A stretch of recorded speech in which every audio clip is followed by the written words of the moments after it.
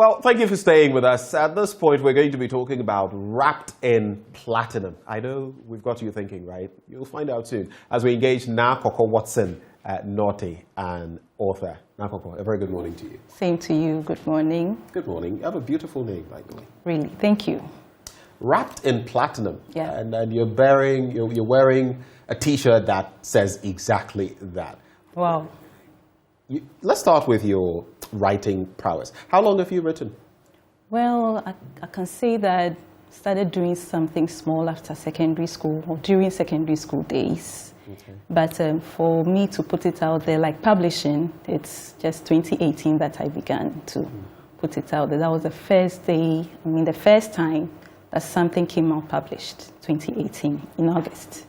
Right. Yeah. So since 2018, you've been putting stuff out there? Yes. Bits and bits, sometimes on Facebook. Yeah. So is this the first time you're putting together a work like this? No, together? it isn't. This will be the second. So this would be the second time. Yes. All right. Tell us about the linkage between Blossom Quotes and Wrapped in Platinum. Well, Blossom Quotes is the first book I published in 2018. Okay. And that one solely dealt with some, if you call it maybe wisdom nuggets or quotes, inspirational quotes, which were basically inspired by some of the things I experienced daily, maybe emotional, educational, but most of them were, call it for want of a better word, biblical.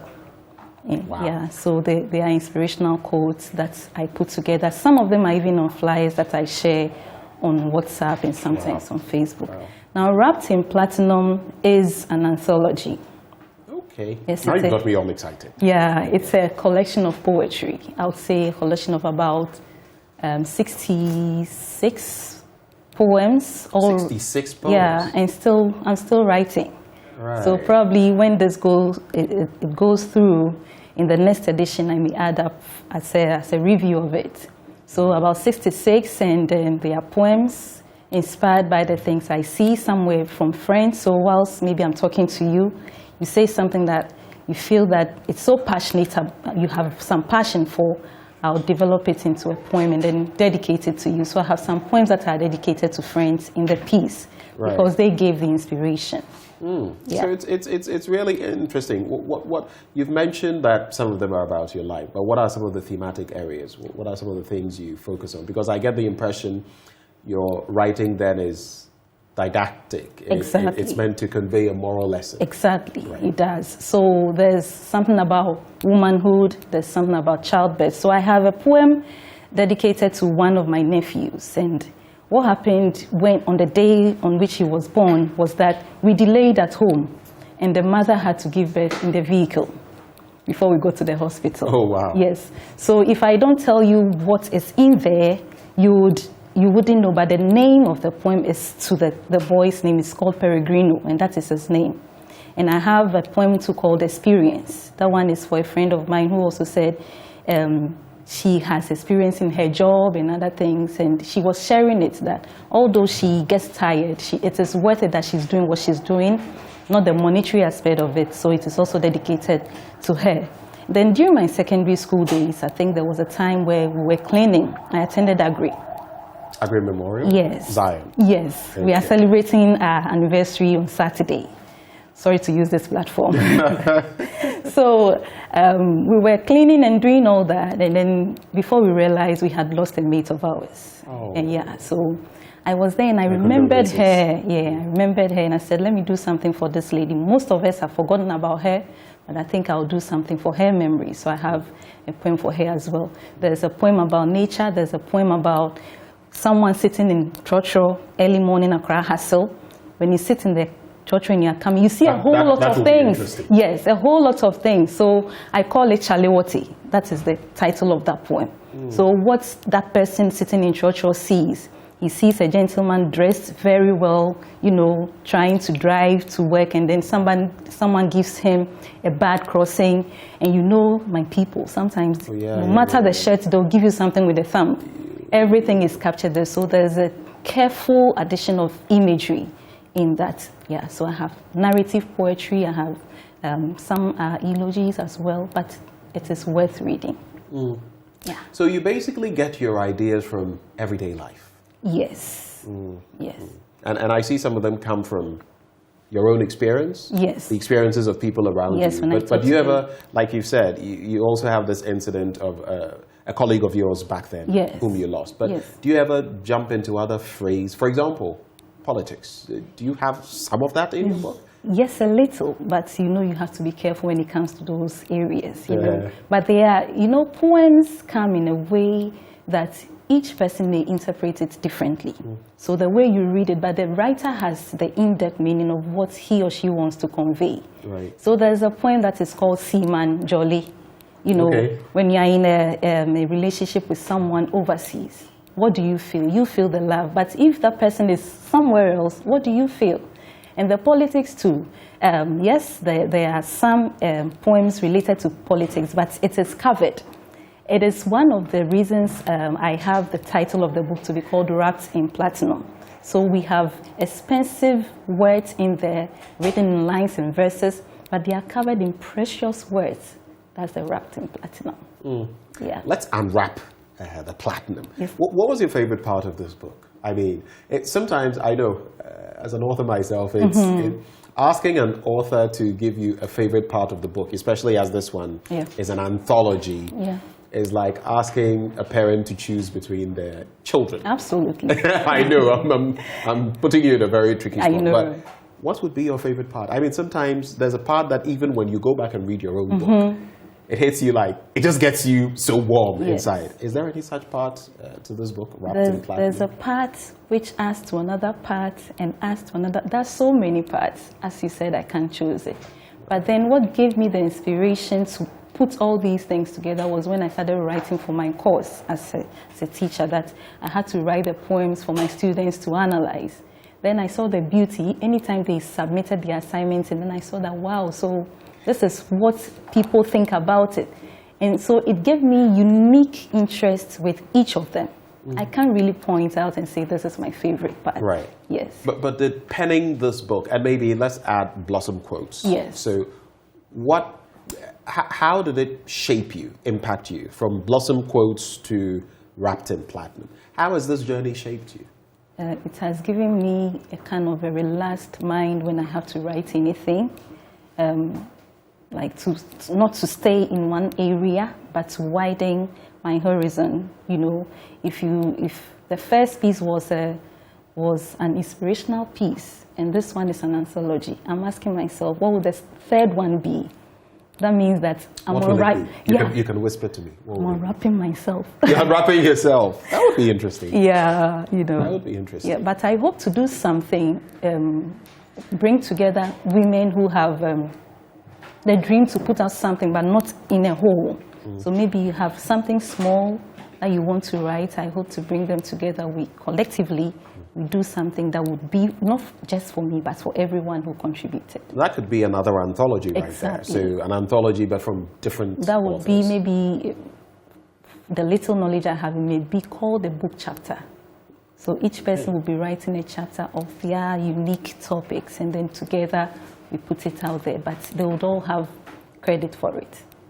One thing I know about writing, you have to have a passion for it, and but there are different dimensions to it. I mean, sometimes people talk about writer's block, for example, something I've not personally experienced. Really? But it appears people do go through these phases, even the best of authors.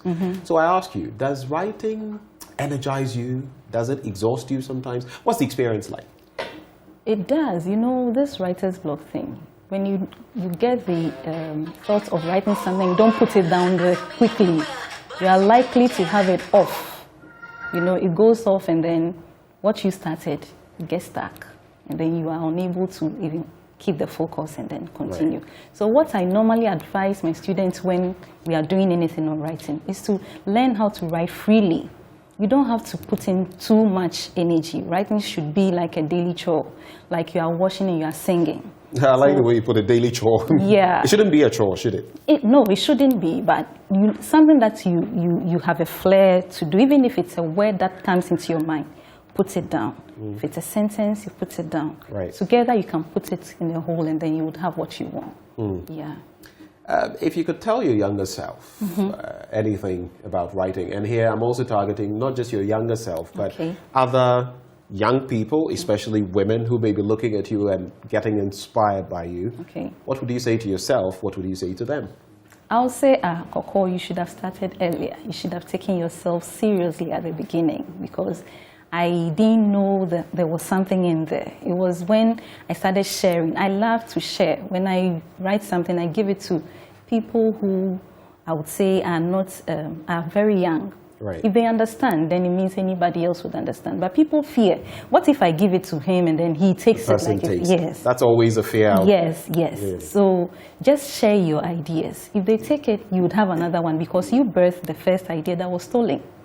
Yeah, so you just keep sharing, you get more ideas from people, and whatever comes into your mind, write it. Where the ideas come sometimes, sometimes in the kitchen, sometimes at places where you wouldn't want to mention, you know what I'm talking about. I do. Yeah, so when it happens, just keep it in there. Sometimes you find yourself dashing across your house simply because an idea has come and you must put it down lest the way, especially with poetry, the way it comes, it's brilliant, but once you twist things, it's no longer the same. It's lost. So the moment it comes, you have to, if it's even a word that you remember, just put it down. Right.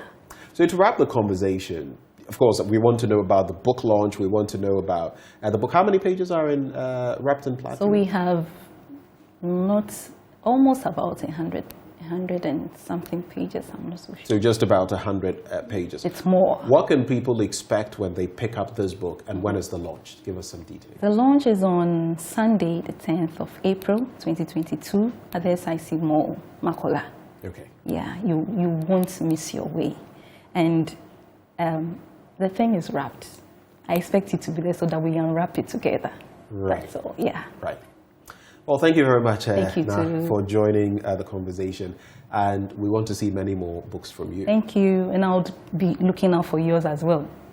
Wherever you'll be posting I have it. to. I think I should share copies with you. And, you should. I'll get some copies of yours. Exactly. Thank you so much for having me. Thank you so much for coming.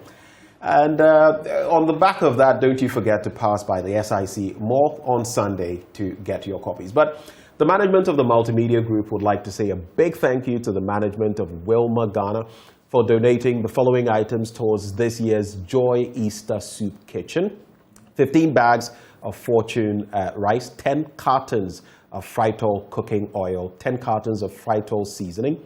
And we look forward to Pat and Iraba, I think, joining us to do the cooking. I'm sure you have some special bits in there. They're going to be joining us to do the cooking, and we're going to be sharing this Easter. So do join us. Let me also tell you about the Ghana Revenue Authority, in case you didn't know. The income of a young entrepreneur from some selected businesses is exempt from tax for 5 years. Any young entrepreneur engaged in manufacturing, information and communications technology, agro-processing, energy production, waste processing, tourism and the creative arts, horticulture and medicinal plants does not need to pay income tax. Note, you don't need to pay income tax on these activities for your first 5 years of operation. For a young entrepreneur engaged in business that enjoys an initial 5-year concession, benefits from the following applicable tax rates for an additional 5 years. Get ready.